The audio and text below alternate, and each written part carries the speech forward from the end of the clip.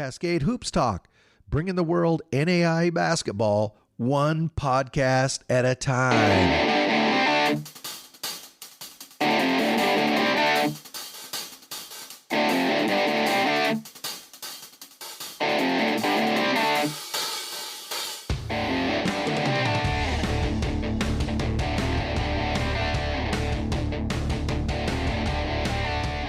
Good morning. Hey, this is Cascade Hoops Talk. This is Billy D. How's everybody doing this morning? Man, is there enough basketball games on yet for you? Boy, you could watch them sun up to sundown and not even catch a tenth of them. Hey, today we have Collin Authier. He's the new head coach over at Mount Marty. The interview was done a few days ago, right after they had won a pair of games at Spurgeon. You'll hear Coach Authier make references where you'll be able to tell it was done a few days ago. Just keep that in mind. Yeah, I want to remind everybody that second weekend, I think it's the 12th and 13th of November, we'll be at Grace College there in Winona Lake for the Hoops for Hope. Grace College and Huntington and West Virginia Tech will be there.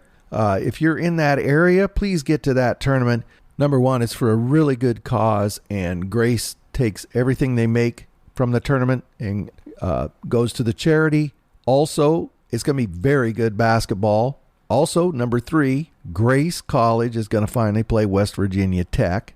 And yours truly, Billy D, will be there. And I would love to say hello to every one of you. So get to Grace College. If you're in that Warsaw, Winona Lake area, watch some great basketball for a good cause and come meet Billy D. If you have any other games or practices where you think Cascade Hoops should show up in that area, let us know. We'll be there for a week all together. So just shoot me a note on Twitter. I'd really like to hear from you. Looking forward to meeting as many NAIA fans as I possibly can while we're on the trip. So hang on for just one moment and we'll have Coach Authier.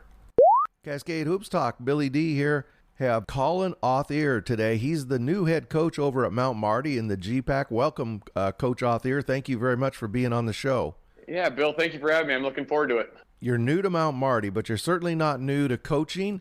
And I read through your bio. You're certainly not new to winning. You spent quite a few years at Augustana, and you also spent some time at Texas A&M Corpus Christi, both very successful programs. So first, what the heck just made you decide to be a basketball coach? Yeah, that's a great question. I think the easiest answer, Bill, is I don't have very many skills.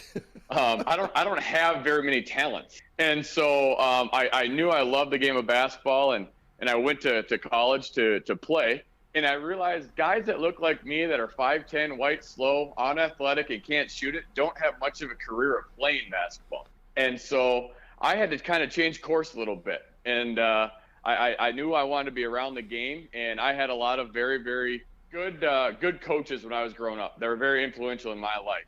And I think every coach and athlete kind of has that person that they really connected with and had them fall in love with the game of basketball. And I was fortunate to have more than one. And so it kind of just had my love and desire to it, where I wanted to stay within the game, but also make an impact and kind of feel good about what I do, where I lay my head down at night knowing I'm serving, that I'm having an impact on people's lives. And using basketball as a way to do that is a pretty good way of for me to take advantage of the strengths that I do have. You played at Augustana, was that correct? I did not play at Augustana. Actually, I went to Minnesota State Moorhead. Out of high school. Stu Engen was the head coach there when I was there. I redshirted my freshman year. Stu is a phenomenal coach, a dear friend, a mentor for me. And he brought in two transfers, one from Houston. His name was Seth Hensley. He was one of the players that scored over 100 points in a high school basketball game. Wow. And then Marcus Ebo, who was a transfer from Sam Houston State, who was a McDonald's All-American. And I just realized that I'm not like them. Those are talented players and really good guys. And so, me and Coach Engen met, and it just wasn't going to be for me. So we kind of started transitioning to coaching a little bit instead. So when you graduated from school, did you go to Augustana and start your coaching, or did you do that at Texas A&M? I was at Moorhead for a couple of years, and then I actually had transferred to UW Superior. Dave Buchanan had just gotten the head coaching position there. And I had reached out to him because I kind of was like, I want to play, and so maybe I should try a different level. And so he got the job, and he said, absolutely, I'd love to have some players. And so I went up there. I went through our first workout. I waddled home. I didn't walk. I waddled home because I couldn't move. I was sore, and I looked in the mirror and I said, "What are you doing to yourself?" So I met with Coach Buchanan the next morning at 6 a.m. outside of his office, and said, "Listen, I wanted to get into coaching. I'm not meant for playing. Can I help?" And he was one of the strongest mentors that I had, and a true friend that really instilled a work ethic in me. And I was a student assistant there for 2 years, and recruiting 5-6 nights a week with Coach Buchanan and Derek Netton, who ended up leaving, was the operations at Northern Iowa for 10 years. And Buchanan ended up being the head coach at Carroll University in Wisconsin, was the assistant at Drake, and has since gotten out of it. So I went from UW Superior after 2 years to go to Augustana. I had to do 40 credits in 1 year of an undergrad at Augustana, summer classes included, because I was trying to be the GA there. And Okay. so I technically got my undergrad from Augustana in 1 year, and then started on my master's work after that. So I was at Augustana for 3 years total as an undergrad and graduate assistant. These programs you were with, though, especially Augustana and Texas A&M Corpus Christi, they were both very successful programs. I mean, you guys won a lot of games, didn't you? Yeah, across the board, my experiences are unique because as much as it's winning, a lot of it is building. And so even my time at UW Superior, we went from, in my second year, we started 4 freshmen and a sophomore, and made it further in the postseason tournament in school history. And that second year, starting 4 freshmen, sophomore. One of those players became the all-time leading scorer. One became an All-American. Really, really talented player. And so building there, and then obviously coming to Augustana, and Coach Billiter I kind of jumped on at the right time. He had that foundation in place by the time I had gotten there, but we went to back-to-back Sweet 16s in my first 2 years there, and had a lot of success. And then at Corpus, we kind of inherited an academic disaster. Willis Wilson is just named the head coach there. He's the winningest coach in Rice University history. And we inherited a lot of ineligible players. And so we were one of the first teams to ever get the NCAA postseason ban because of APR, because of all the guys that we inherited were ineligible. Oh, boy. And so we won 6 games our first 2 years, 6 games each year. And then that third year I was there, we had the largest turnaround in Division I that year, won 18 games, semifinals of the conference tournament, and an absolute great game. And it really, really was able to turn it around. And then 2 years after that, they played for a CIT championship, and I was already up at Augustana by that time. But really kind of building those programs as much as just enjoying and winning, obviously. Definitely have a deep assistant coach career. Head coaching jobs don't come along that often. Mm-hmm. Talk about how you ended up at Mount Marty. That's a really good question. So one of the previous head coaches at Mount Marty University was Cody Schilling. He's the head coach here for 2 years, and Cody Schilling had played for me when I was at Augustana. You have close relationships with guys, and so it went from a coach-player relationship to a friendship after Cody graduated. When kind of the news that Mount Marty had opened up, I had called Cody because somebody else had called me and asked me about the job, and so I kind of was asking Cody some questions, and he goes, "Well, I thought you were calling about the job for yourself." And I asked him, I said, "Well, should I be?"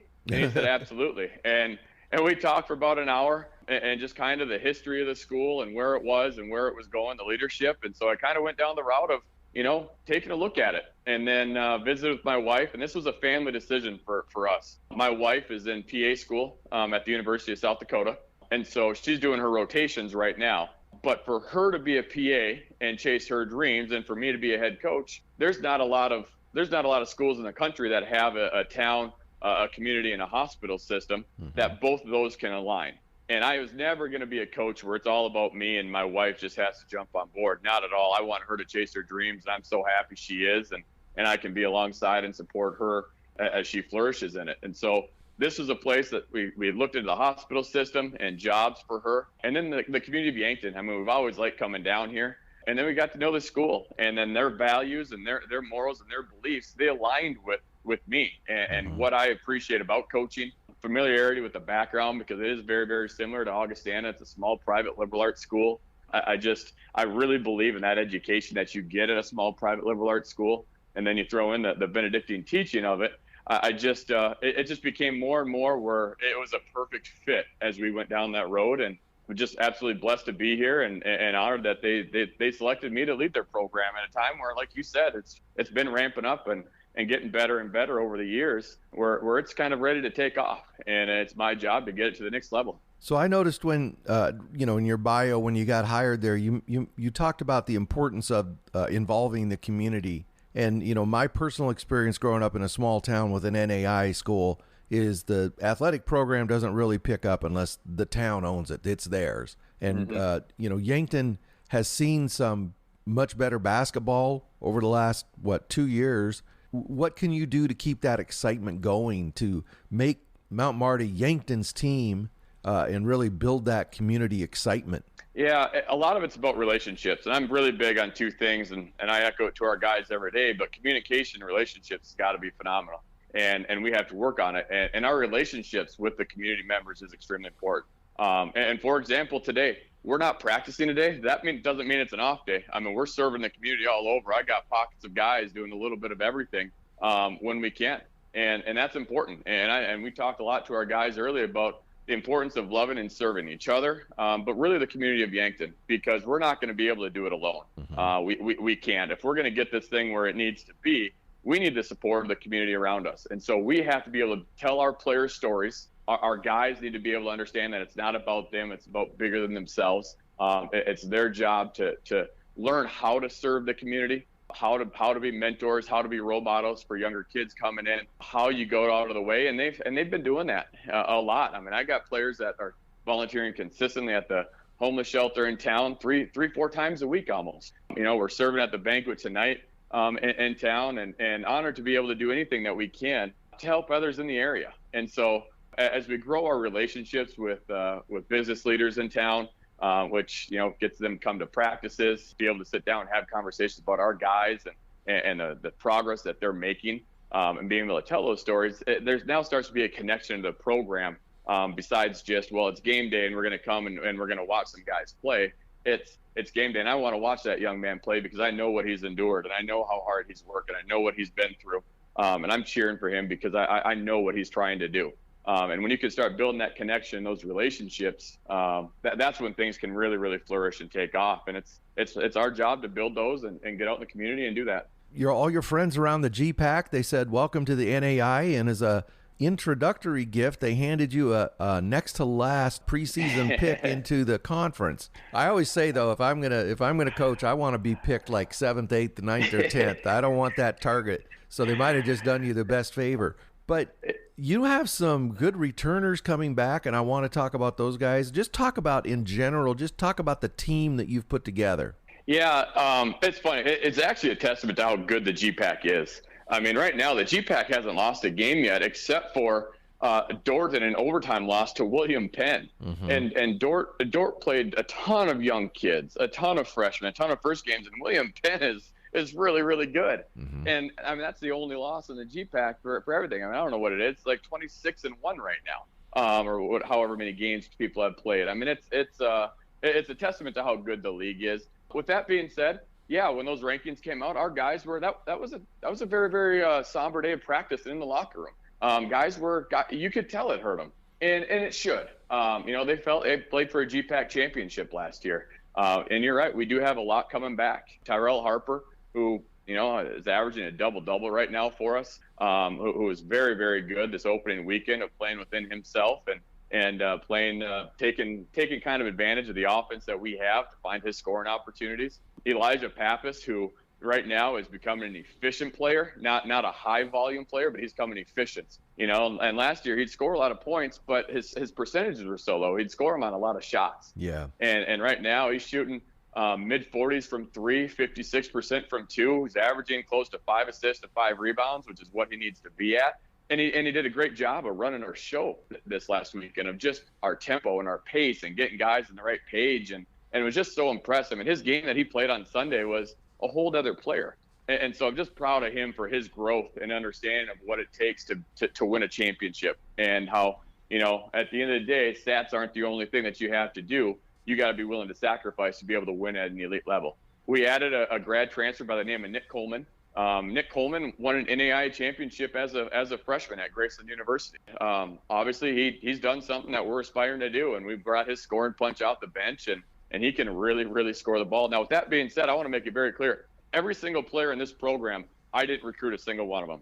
Not one player. By the time I got the job, I re-recruited them. I re-recruited our roster because naturally some guys were doubting some things. And I had some conversations with guys about what our standards were going to be in this program and what our expectations were, and whether you played 40 minutes, 4 minutes, or no minutes, I wasn't going to let you slip below our standard and expectation.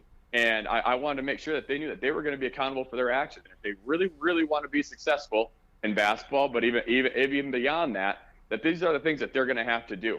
And to their credit, they've all bought into that. I mean, better than I thought. And we had 34 players at our opening meeting, and we still got 34 players in our program. And that to me means a lot, because we might have been around 25 this time of year. I didn't know if some guys would be able to make some of those changes. And they're the ones that are making the changes. So they're the ones that have made the shifts and how they approach things, building the relationships with their teammates, our class attendance, and our work in the classroom. They're the ones that are making the changes, not me. I just get a front row seat to watching them grow. And I'm proud of our guys for being able to do that. Yeah, it's a talented group. We're very, very deep. It's hard to play everybody.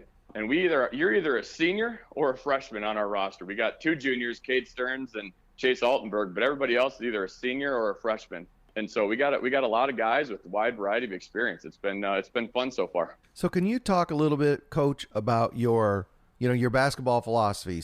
In the GPAC, they play a lot of 4 out, shoot a lot of threes, fast-paced game. Just kind of talk about what is your type of game and what do you expect from your team?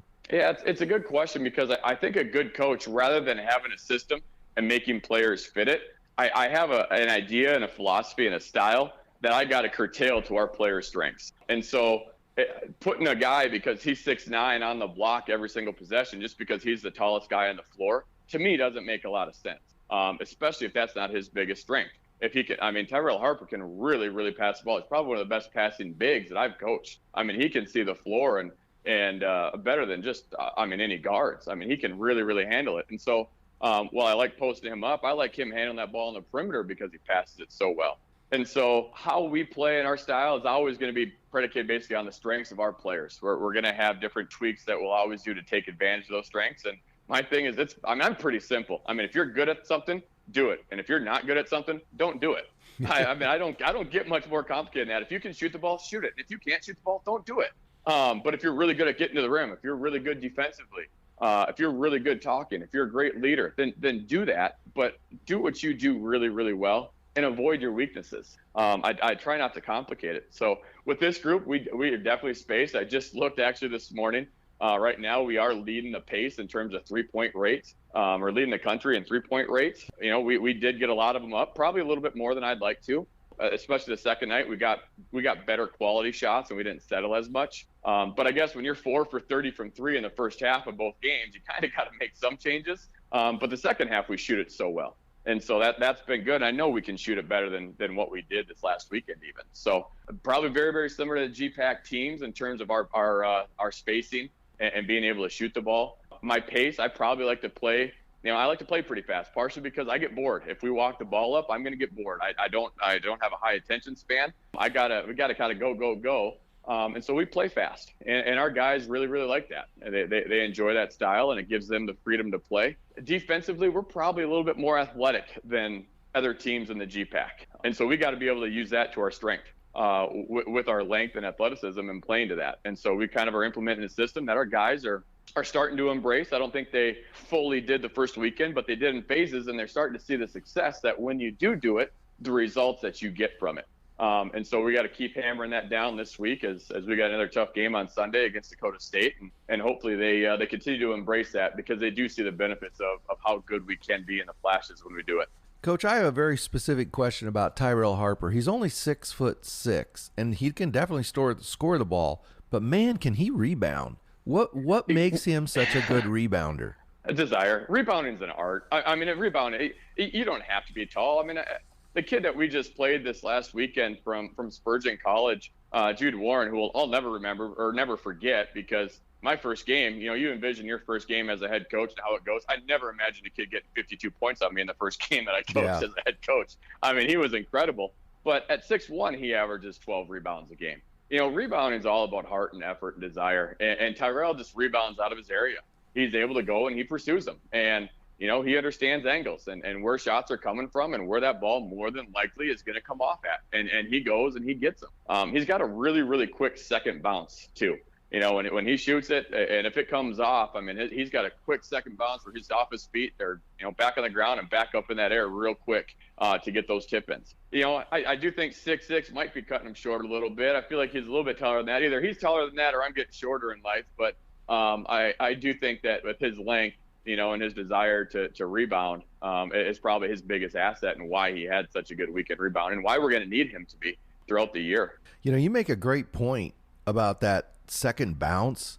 All the years I've watched basketball, the guys that can, after they come back down, get back up the quickest, they're the ones who get the putbacks. They're the ones who get the second chance points. They score a lot of points and get a lot of rebounds. And you're the only other person I've really heard talk about it. But I think and I think it just comes natural. I don't think you can learn it. I think it's just you either have it or you don't. 100% agree with that. It's a hard thing to teach. And at the end of the day, when you watch NBA players, that's their guys. I mean, they're shooting that thing, they're down, they're right back up there again. I mean, you have to be an elite level athlete. You can do training, but I don't think it's like a drill you can do or anything like that.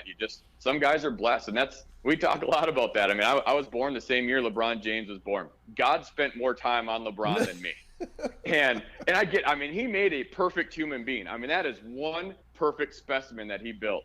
And I wish you would have given me like 10 or 15 more seconds. But I get it, and that's life. And, you can't gripe about it. You can't complain. You just got to make do with what you have. And so not everybody is as quick second bounce or anything like that. So then be more physical, be better with your technique. Have an idea of angles and where the ball is going to come off so you can predetermine it. Have just an innate drive and a hustle and love for doing it and knowing that stealing extra possessions are a good thing. And, Chase Altenberg's the other one on our team that just, he just goes every single time. He's not built any different. He just goes every single time. And so when you do that, you are able to make up for it if you don't have that quick second bounce, if you just aren't that naturally gifted or talented sometimes. Coach, this your first year as a head coach, new team, new conference, new governing board, first time coaching at an NAIA school. What are your concerns as you roll into the season? And it's going to get real here real quick. And what are you really excited about? You want to talk about concerns? I don't know how long of a podcast this is, but I'm concerned about everything. You're paranoid at night, right? You're just nonstop. You're paranoid. Are we doing enough? What's our condition level like? Are we getting enough shots up? Are we doing enough study tables? Are we doing enough mentoring with our guys? Are we watching enough film? You're always concerned. And I will say this, one thing that this group has done a great job of is really buy in to our philosophy and how we're doing things. A whole new routine. I told them, we're not a basketball team. It's a basketball program. But to have a basketball program, you need to have routines. You need to have consistencies. You need to have traditions. You need to have things that you do things a certain way because that's what our basketball program does. Not just because that's what somebody else does. No, that's just what we do. And I tell our guys all the time, I don't care what anybody else does. That's different. That fits them. It needs to fit us. And our guys have really, really bought into doing that. And that has alleviated a lot of our concerns. I have guys that are asking questions in film, that are speaking up in practice, that are comfortable, that have taken down walls amongst them and their teammates. And I had a guy come in, they're like, Coach, last year I didn't even want to be in the same room as that guy. And this year he's like one of my better friends. Like, I really enjoy hanging out with them.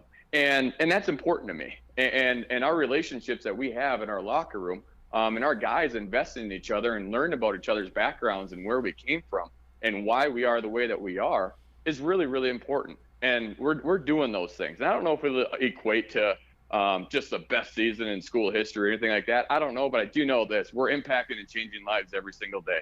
And at the end of the day, I'm able to lay my head down at night knowing that we're working for the betterment of our student athletes. And that's really, really important to me as a staff. And I do have a great staff. These guys have kept me afloat.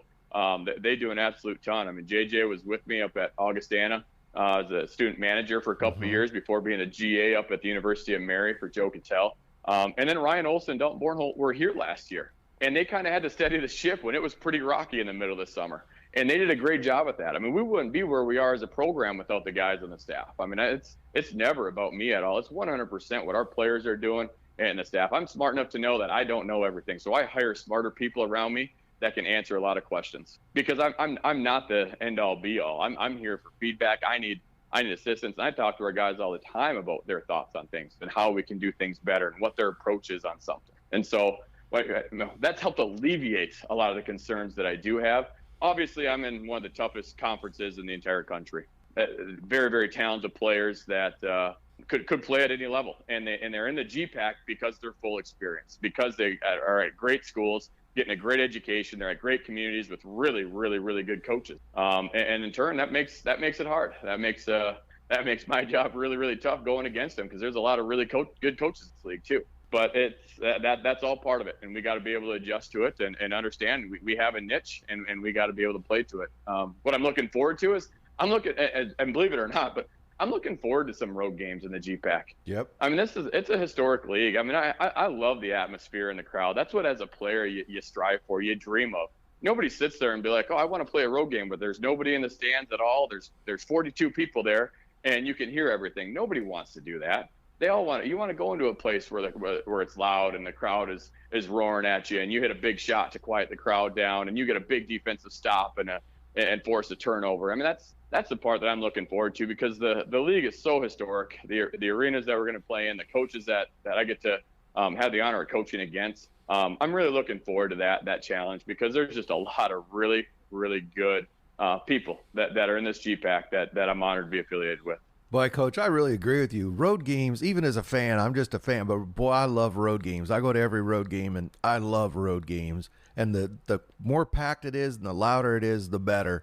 You know, a very good friend of mine, he played basketball at Oregon Tech for Danny Miles, and we were driving somewhere, and I asked him, I said, what is your best memory playing on Danny Miles' court? And he said, it was always cool, the big crowd. It was always, but he goes, I remember the road games. Yeah. So, there's just something. It's the road games, but it's also that bus trip afterwards. It's also when you go on the road against a top 10 team and you can get a win and you get that bus ride back, and we have shorter travel. We're in a great location, but there's probably going to be a couple games I wish that bus ride might be a little bit longer so we can enjoy it on that bus. Those are fun bus trips. Yeah. You come back after a big win, that's where those memories are created. You're exactly right. It's just that feeling that you get with your team, and you get to spend time with your teammates and celebrate how hard you worked and achieving the result that you're working for every single day. I remember when my youngest boy was still young. He was probably 9 or 10, and we went to a road game down in Salem, and it was a team that we always struggled with. Very good program, Western Oregon. They're NC2A Division II now. Very good. Yeah, we played them when we won the national championship at Augustana. We played them in the Final Four. Yeah, they're a very historic program. It was always a tough game when we went in there, and we lost a very, very close game. And we were walking out to the car. My son, like I say, he was about 10. I looked over and he had tears in his eyes. And we got in the car, and I said, "Did that hurt?" He goes, "Yeah, that really hurts." I says, "Remember how excited you were when we left wherever it was the other night and we beat them?" I said, that feeling doesn't come without this feeling. Mm-hmm. And losing is just as big a part of learning how to go through life as winning is. And you got to know how to do both. Yep. Yeah. Well, and not just that, but learn how to process it. Mm-hmm. And learn how to handle it. You got a little adversity, and you got to figure out how to handle it. And are you going to let it steamroll? And are you going to turn 1 or 2 losses into a 6-game losing streak? Or can you turn it into a little pothole and you get right back on that horse again and you fight, and you got a little bit of urgency, and you tighten up what you need to tighten up to get better at it. And I think how you handle it is just so incredibly important. Like you say, the lessons that you learn that carry you through in life, that 15 years from now, these guys are going to have adversity hit, and they got to know how to handle it. You can't pout. You can't blame others. You got to get back in. You got to work. You got to find a way to fix it. There's always a solution. You just got to find a way. And it's important to teach our guys that and have those conversations with them, because we're gonna have adversity this year. It's gonna smack us in the face, and it's our job to be prepared for it and then be ready to make sure we bounce back when that does happen. And a lot of players listen to this podcast. I'm going to give you one piece of advice. When you lose a big road game, you walk off the court with your head up. Head up. There's no doubt about that. I actually, Coach Biller had talked to me about that one time when we had a big booster function after one of our games, and we had lost, and me and him are walking side by side, and he goes, "This isn't gonna be a whole lot of fun, but understand, if you enjoy it when you win, you better make sure you do it when you lose too." And you walk in, you hold yourself accountable for it. You're just fine. You're gonna get back to work, and you'll find a way to fix it. And so, absolutely, losses are part of it, and you can't sit there and mope about it. You just got to find the solution and work to get better and bounce back that next day. I 100% agree with that. Well, Coach, I've really enjoyed the opportunity to meet you and talk to you. I really look forward to following you guys as you get deeper into the season. You got a couple games that I've kind of starred but I'm really looking forward to that GPAC conference starting. It's going to be great. It's going to be fun. We do have a couple of tough contests that are coming up that will really prepare us for GPAC play. But yeah, I mean, it's going to be a gauntlet. And the unfortunate part about our conference is you beat up on each other so much, where you kind of end up kind of knocking people down. Where when you look at our non-conference, we're pretty darn good so far across the board and from top to bottom. It's a great league with some really good coaches. I'm looking forward to going against them. And I don't have any game start except for Sunday. That's our next one. You can't go 4-0 until we go 3-0. Well, yeah. And right now, I'm glad we can be 2-0 and happy we're undefeated as we work to get better. But we're trying to get that next one right now, and that's on us to be able to find a way to do that. Yeah, see, you're a coach. You got to have that discipline. I'm a fan. I can look ahead. You can circle any game that you want, unless you're That's Tom right. Brady. If you're Tom Brady, you could circle that New England game this year. And you know what? He was just fine doing it, and he had a lot of success when he did it. But he's a different breed of a human, and what a tremendous player that he is. But that mindset that he has is so important to have. Well, Coach, I look forward to talking to you more as the GPAC season starts. Hopefully we can get you back on 1 or 2 times. I would really appreciate that if you could do that. Would love it. Appreciate all your coverage that you do for small college basketball, for NAIA.